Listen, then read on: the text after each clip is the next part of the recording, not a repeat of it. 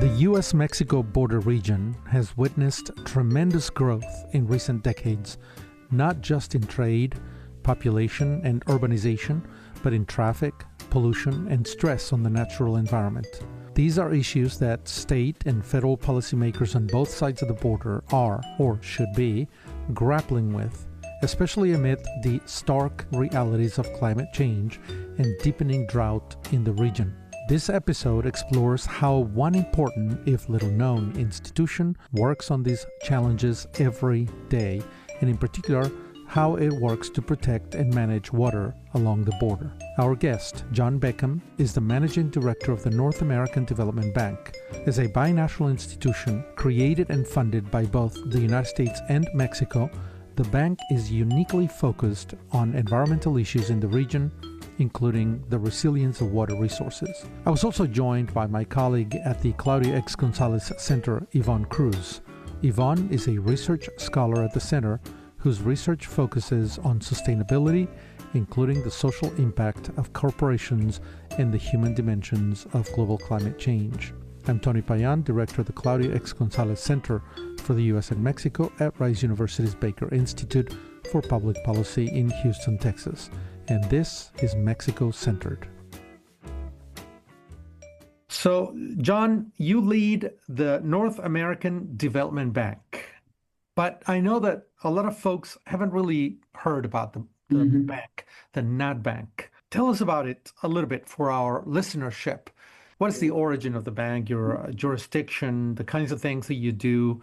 It'd be really good for our listeners to hear about the bank and the institution that you lead, really. First and foremost, it's an honor to lead the institution. The bank started just over 30 years ago in parallel with the North American Free Trade Agreement. And there's probably two convergences of interests in the forming of the bank in those trade discussions. There was a recognition for the border region to get special attention given its environmental vulnerability. Specifically, there was a lack of infrastructure to deal with solid waste, water infrastructure, and the air quality wasn't very good. And if the free trade agreement were to be successful, that was only going to increase the needs for addressing those kinds of problems.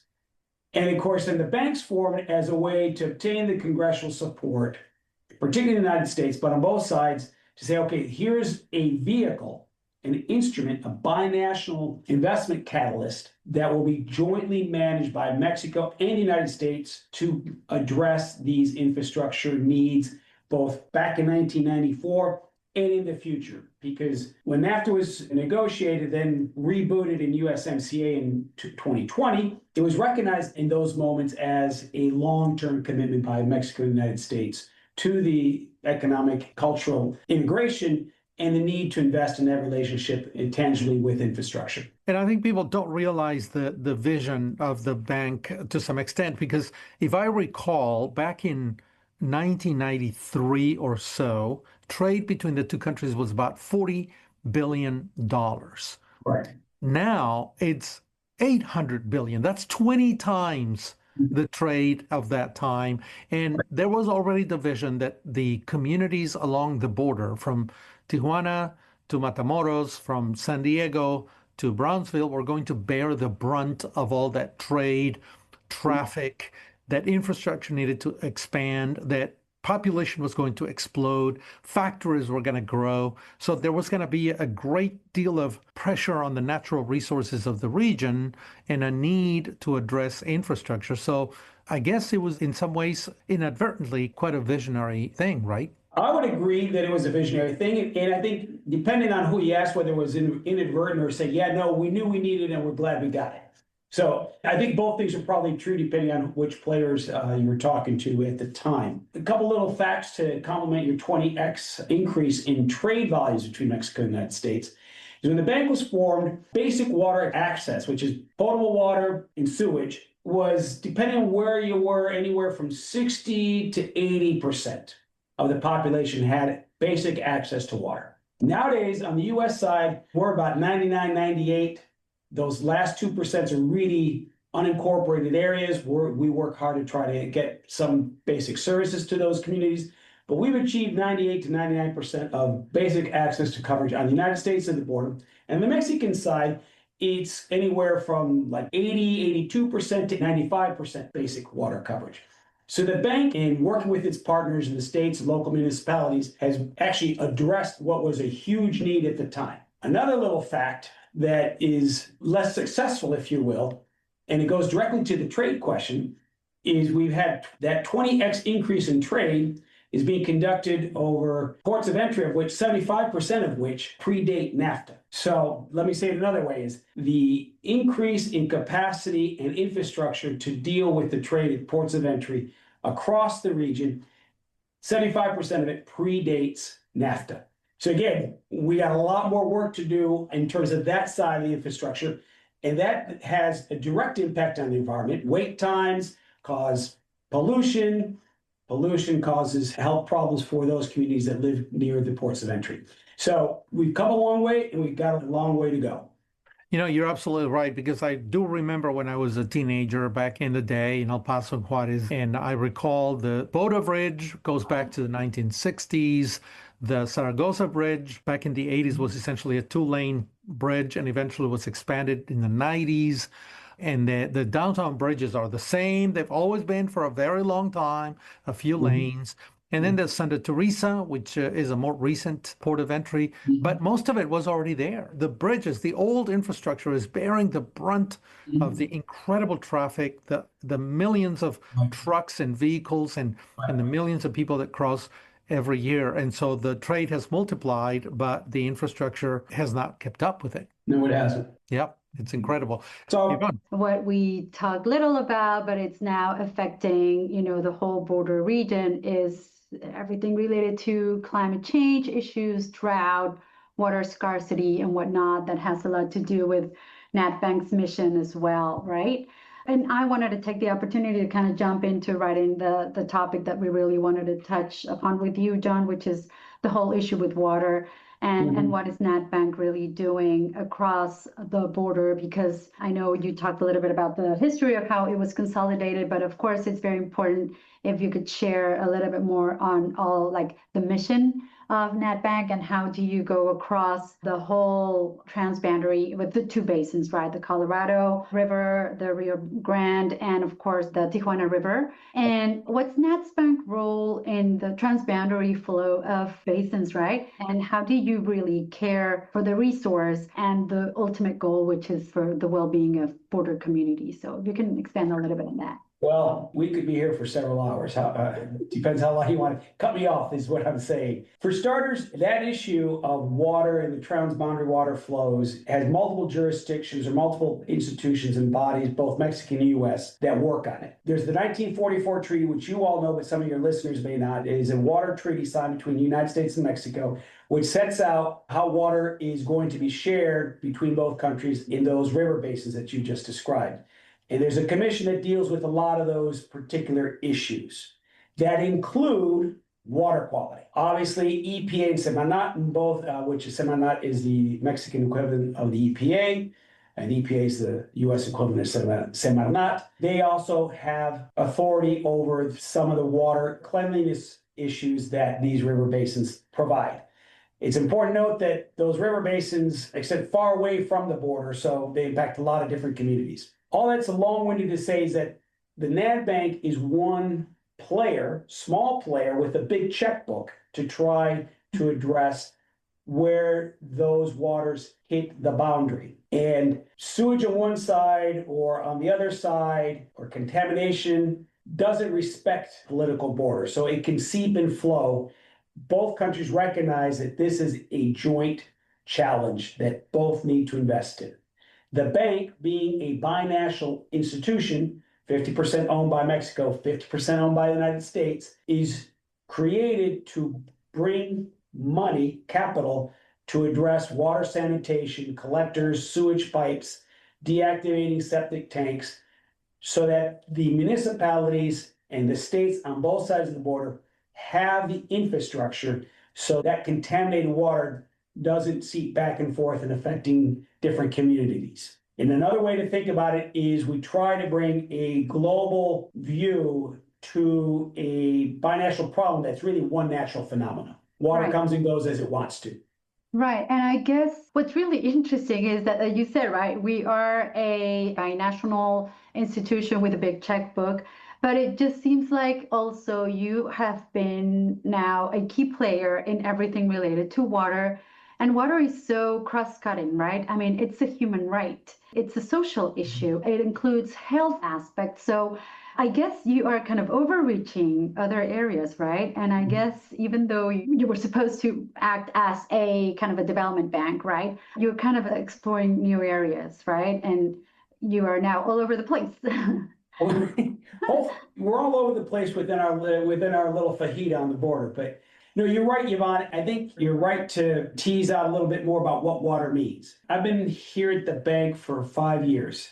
And it was 5 years ago, we were engaged with our board about understanding what infrastructure and environment and how they interacted meant. In a lot of ways, that's the birth of some of the ideas that you just mentioned. If you will, that re-understanding or pivot that we started back in 2020 and 2021, the bank began to understand that all the built environment will have an effect on water, air, and land resources throughout the region.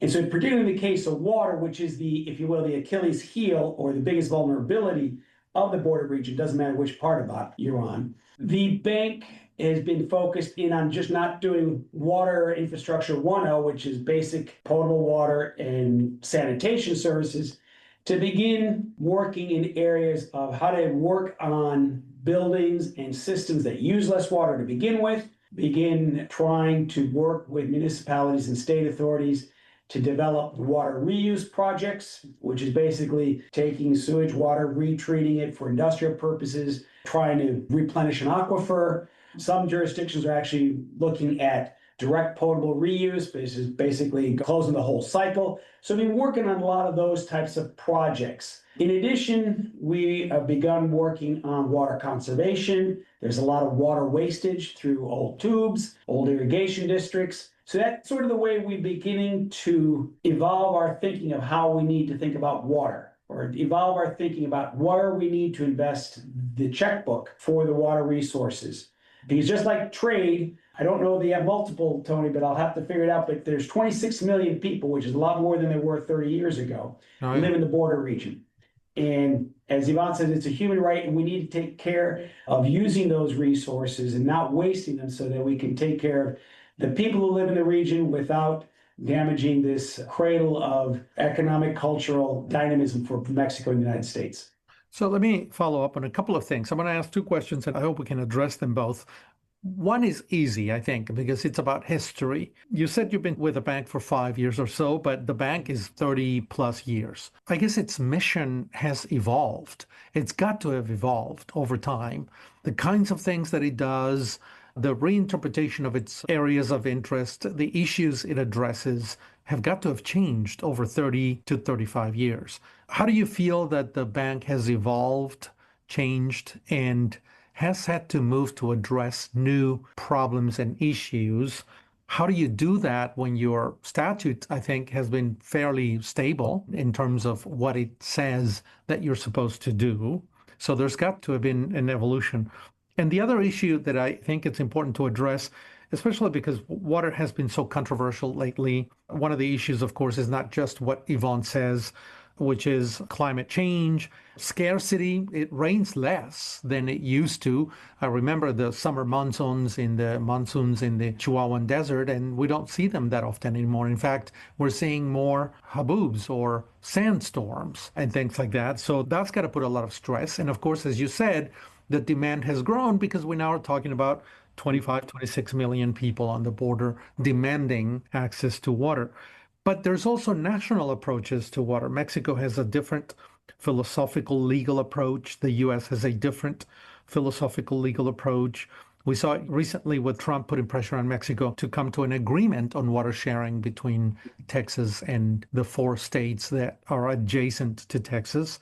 And Mexico's just passed a new law. So how do you see the bank in its history? And then, of course, how do you get the bank, especially because you're responsible for it, but for protecting the institution and its mission and its ability to stay above the political fray and all these different things that come and go, all the different pressures, and ensure that you remain a technical agency addressing specific issues and don't get dragged by the stream, the current politics?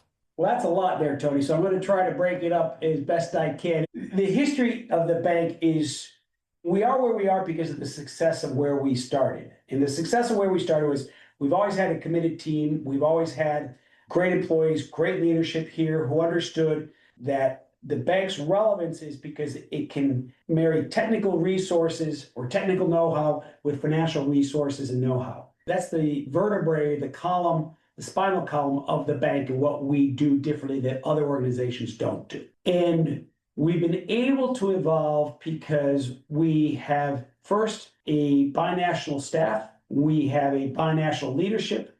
I'm a U.S. citizen. The deputy managing director is Mexican, Alejandro Olivo. The charter is very clear that those roles are term limited and rotate. There is a structural renewal within this dynamic. Our board of directors, which supervises our activity, is binational. It's made up of representatives from Treasury, State, EPA, which is Hacienda, Relaciones, and Semarnat in Mexico, and then 2 local, state, and private citizen representatives from the border region on each side. So that board of directors is local and national at the same time. We've been able to involve in our ability to understand what the region needs consistent with our mandate is because we are engaged with both levels. Our national level at the governance, and then with our, if you will, our customers, which are the local municipalities and companies that are trying to invest sustainably well over time by using less energy, generating more energy, saving water, cleaning water, things of that nature. That position gives us the ability to have discussions to say, well, this is where the region is going, and this is where the bank needs to go to lead the region into a prosperous and environmentally healthy future. That's how we've done it. Politics is nothing new. I don't like the quality of the discourse in a lot of places, and now's one of those times. Our secret sauce is we stick to what's working. And what's working here is that $800 billion worth of trade, 26 million people live here. Illicit crossings are at record highs. These are people who should be crossing the border on either way. These are things that are valued. They're generating cultural innovation, economic growth, as well as prosperity for both the region and the countries. I think personally that it's important for me and the bank and those of us who live in the region to articulate these facts on the ground so that the headline news, which always exists, doesn't drown out the real value of what's going on. All the other stuff may be true, but it's not the only thing that's true. So we need to make sure it's balanced.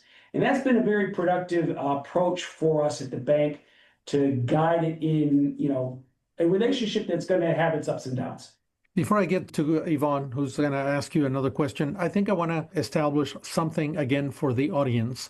You're a binational bank funded by both countries, and both countries put in money into it, and the decision-making is obviously binational. And I think this is important to point out because the border gets a bad rap. And for those of us who know the border very well, have lived on the border, have worked on the border, grew up on the border, we obviously know that, we are the ugly duckling and everybody looks down on the border as a terrible place in many ways, lawless, and there's all kinds of images in the media. But you're an institution that has had great success. What's the funding? Do you come in and say, for this year, we need this much money, or do you have an endowment, or tell us a little bit about the funding? How is the bank funded? The best analogy in the academic world was we have an endowment, but since we're a bank, it's called capital. Right. But it's the same thing. So both countries have put in about $1 billion in paid capital, cash, 50-50, 50% Mexico, 50% United States. So that's cash we have. That cash is not necessarily just to be distributed in grants. It's designed to do 2 things. First, to give a cushion for us to go out to private investors in the market.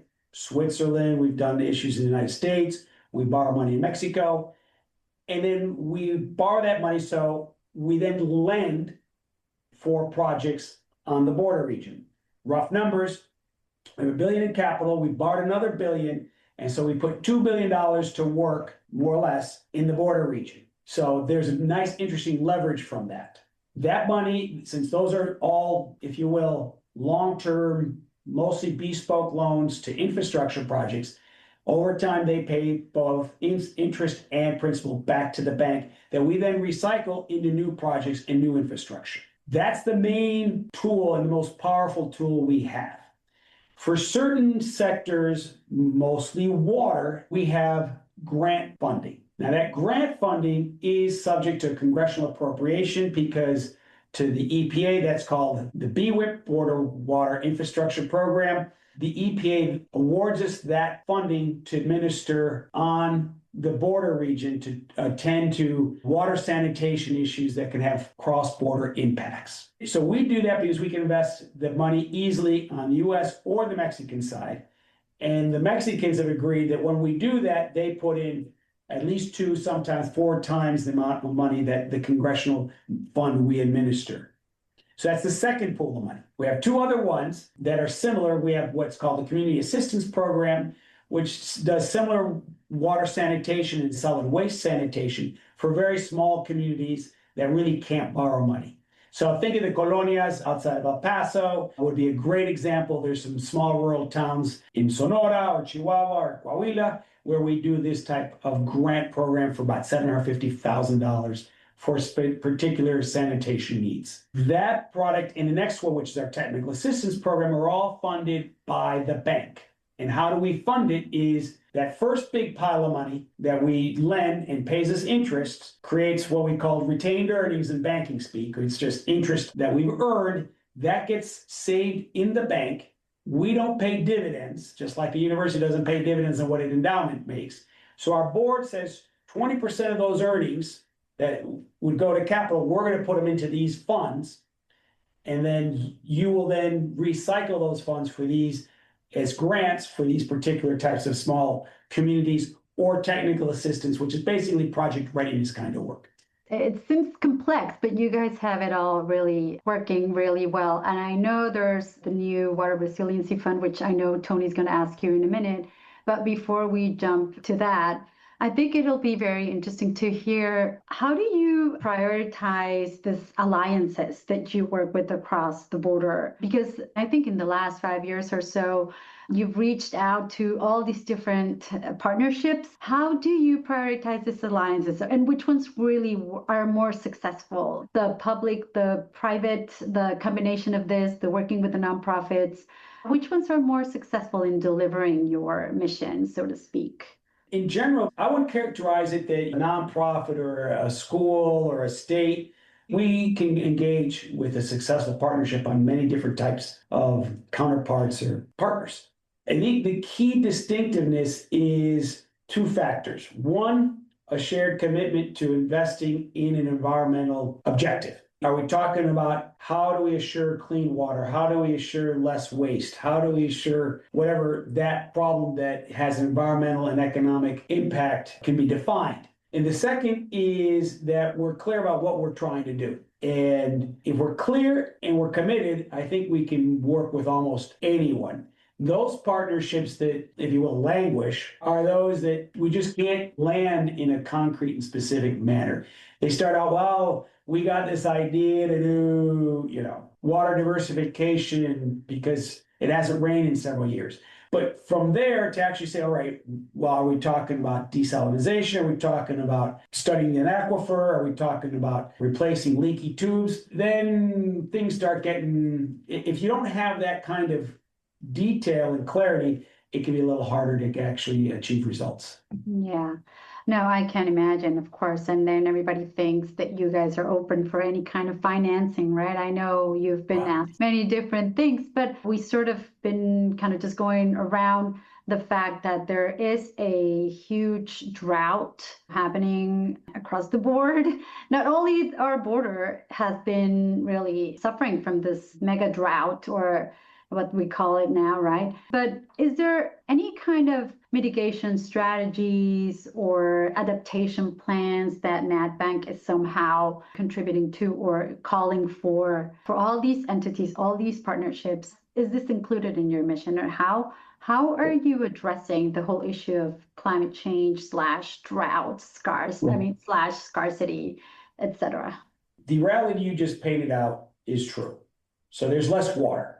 And we need to first recognize that there's less water. It also creates social and political stress. Saying, well, I got to get my water, or I want to protect the water I've got. So that is a dynamic that is real on both sides of the border. Just to illustrate, Tony, you mentioned earlier about water deliveries to Texas and South Texas. As our friends in Tamaulipas always remind me when we talk about the obligation of Mexico to deliver water to South Texas, they said, yes, 1/3 of it goes to Texas and 2/3 is supposed to come to Tamaulipas. So I'm getting shortchanged as much more than the Texans are. So this is it's a complex dynamic. You go out west, Baja California, Mexico gets some money and some water at the tail end of the Colorado River.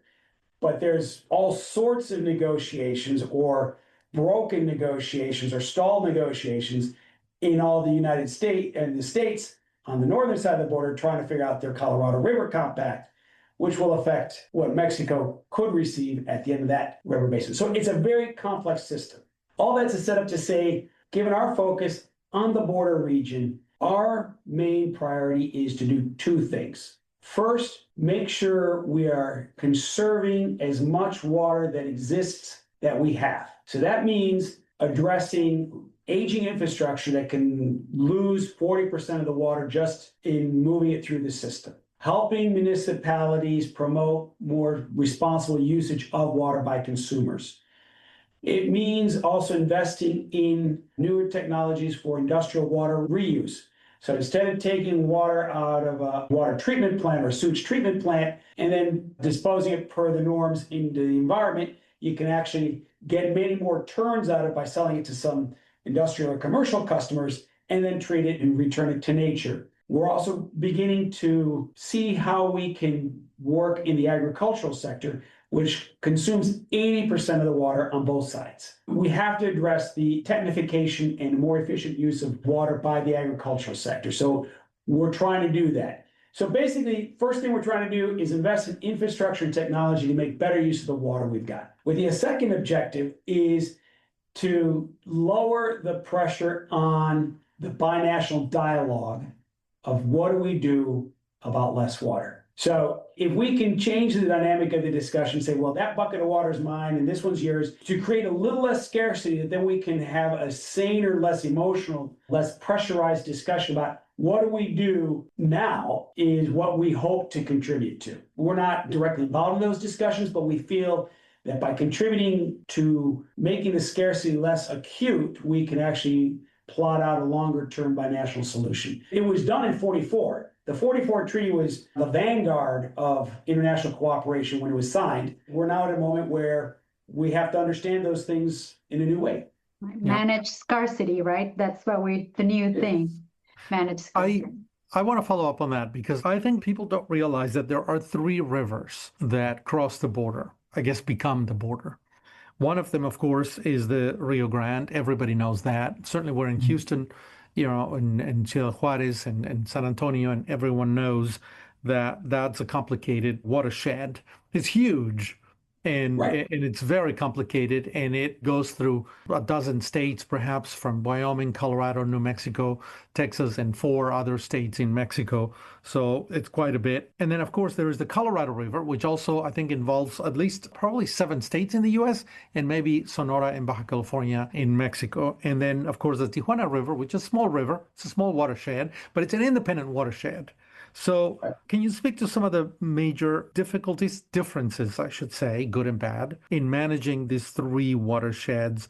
I hear the Rio Grande often sucks in all the attention for various reasons, and then the Colorado River has to deal on its own. They seem to be a little bit more adept at managing scarcity among them. And then the Tijuana River has other issues like sewage on the beach. They say that the squeaky wheel gets the grease. So are we getting the grease in Texas and the other guys are getting neglected because they're doing well or not so well? Or tell us a little bit about this, managing these 3 very different things. I think it was former Massachusetts Representative Speaker of the House Tip O'Neill back in our youth who said all politics is local. So I think in the watersheds, it's where if you think you're getting enough grease is all a local perspective.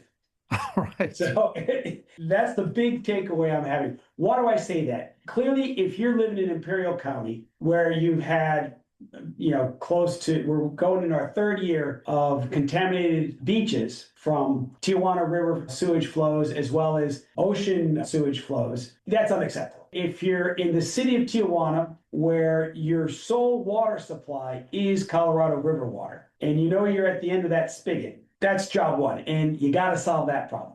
If you're a farmer or a municipality down the Rio Grande Valley, all you're thinking about is, well, my crops are dying, and the municipalities depend on the irrigation districts to get their water, and that water is just not coming out of the Devil's Rivers. The Rio Grande is not coming out of the Guanchos. All these tributaries to the Rio Grande, that's the problem. So all that's to illustrate is they're all different sets of problems and different sets of challenges. And we basically have teams focus on these different sets of problems. And they're the big picture ones you've listed out. In Tijuana, there is a nexus between potable water and water efficiency as well as the sewage. Tijuana's system effectively collapsed due to neglect. And the current government in Baja California is taking some significant steps to address those problems. Clearly not with the speed we would want it to be done, but they are moving in that direction. We've worked through through what we call the BWIP program to fund 7 different projects to address water sanitation challenges in Baja California. The federal government funded a whole project there to rebuild the sanitation plant at San Antonio de los Buenos. The bank authorized a $150 million line of credit to the state of Baja California that would then work through the local municipalities to address collector sewage lines as well as potable water distribution systems to address leaky pipes that were losing water, as well as creating an unreliability for the residents of Tijuana to have access to water. If we go down in the Rio Grande and the Texas-Mexico border, we've done several projects there to treat, again, on a team approach in Nuevo Laredo, which frankly was a mini Tijuana. Then that water, all the communities downstream of that take their water that's from the same fluid. So it's a closed system. So if there's a problem upstream, it creates a problem downstream. And in addition, we are working with the irrigation districts in the Rio Grande Valley to modernize their infrastructure so that they lose less water. We just closed a call for proposals for that zone of the border region. And we have 21 projects with 13 different irrigation districts that total about $225 million. And it's all pretty simple things of converting old irrigation ditches into tubes, relining irrigation districts so that they lose less water, modernizing pumps, gates, meters, because on average, these districts lose about 40 to 60% of the water they get. From when they get it out of the Rio Grande to when they deliver it to the farmer or the municipality, they can lose 40 to 60% of it. We're still in the due diligence phase, but we think with these projects, we can save 550,000 acre feet of water. What does that mean? For those of us who manage water by turning a faucet at home, that amount of water is equivalent to the consumption of 600,000 residents per day. It's a lot of water. Yeah, that's a lot of water. This is what we're trying to do and how we're trying to break this up. Sure. We're almost out of time, but I would be remiss if I don't ask a key question for Texas. Again, because we're Texas-centric, I guess, to some extent. Texas, I think, has learned eventually that prosperity and the future of Texas, as it even competes with California, for example, is going to be about water. Texas is a dry state for the most part. Now, there is all this attention by the Texas Ledge and money being thrown at the problem. And I realize now that you don't need $2 billion, you need $20 billion to address all these issues. But Texas is beginning to think about it and beginning to say, hey, we need water resiliency. We need to address issues of storage and desalination and conservation and on and on. And recently, Texas had the Texas Senate Bill 1169 and the Texas Proposition 4 and the bank's Water Resiliency Fund. So these are all efforts to address communities, many of them border communities. What's going on in Texas? Why are they finally coming around and saying, hey, we're not going to be able to compete with our nemesis, the big state of California, if we don't address ourselves in what is really a weakness in the future of Texas if it's not corrected, and that is addressing the problem of water. Tell us about these bills, what they have, what they're for, what they address, and how they help you. Sure. Texas is a very pragmatic state, so it understands its situation. And certainly Mexico didn't deliver the water it should have. They didn't deliver it when they could have. Hindsight to 2020, there were moments they could have delivered their water and they didn't. So it became sort of a zero-sum game at the end of the discussion. Texas is a state that understands that it needs to invest in its future, and water is its future. So I think the 1169 is basically recognition by the Texas legislature that a lot of the smaller communities need to have projects that offer some economies of scale. These are capital-intensive projects if you're going to diversify and build a resilience for your water infrastructure. And if you're a small community, you can't do it by yourself. So down the Rio Grande Valley, they've already created a public utility that's called the Rio Grande Valley Public Utility Agency, and it brings together small communities of San Benito, Mercedes, Weslaco, and Raymondville.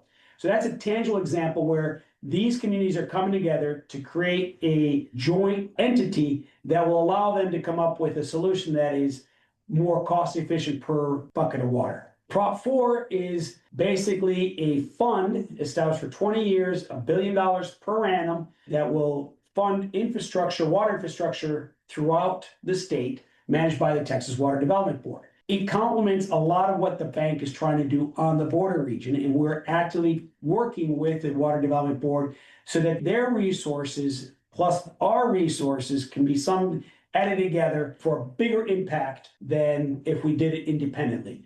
So their one plus our one will equal 3 rather than just 2. Well, John, it's really been a pleasure to have you here.